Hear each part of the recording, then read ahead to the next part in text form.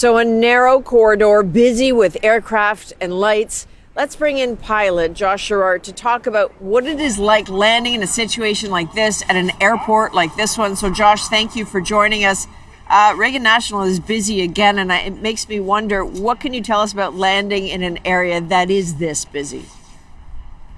The DC area is one of the most congested areas for aviation in the country. I mean, you have Reagan right there, you have Dulles just to the west, Andrews Air Force Base to the east, and BWI to the north. Not to mention, it's one of the most restricted flight areas in the U.S. So landing there is always a task. It takes 100% focus from both of those pilots to make sure they're doing everything right so that we can deconflict that airspace and keep separation and to keep things like what we saw last night from happening. There would have been safety mechanisms, right, that would help avoid collisions. But what I don't understand is, would those mechanisms have always been engaged? Can you explain how that works for us?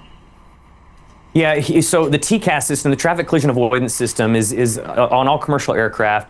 And it lets you know if you're getting too close to an aircraft. It tells you traffic. And if you continue getting too close, it gives you what's called an RA, a resolution advisory. It tells you how to avoid a collision, an escape maneuver, whether climb, descend, slow down, speed up. The issue here is on descent in a final approach below 1,000 feet or so, depending on the avionics package, those RAs become disabled because it doesn't want to give you an escape maneuver into an obstacle or into a building or into the ground.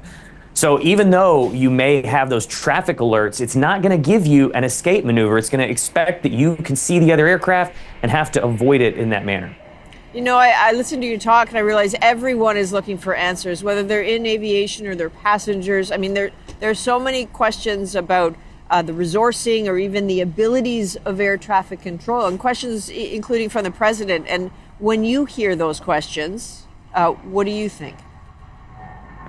You know, I look at this with a very critical eye. I'm a commercial pilot. I have a flight tomorrow. I have to put people on an airplane, and they have to trust that I am going to be getting them to their destination safely. They're not trusting anyone else to do it.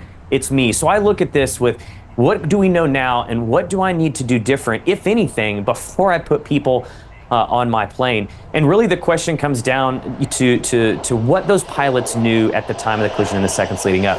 In all honesty, I think air traffic control did exactly what they were supposed to. They saw the planes were getting close. They asked if they could see each other. The Black Hawk helicopter said, yes, I can see the other aircraft. And at that point, air traffic controllers assumed that they would be able to maintain visual separation, which is why they didn't give any direction. Unfortunately, that just wasn't the case here. What a nightmare. Josh Schirard, thank you very much for making time for us, sir. Thanks for having me.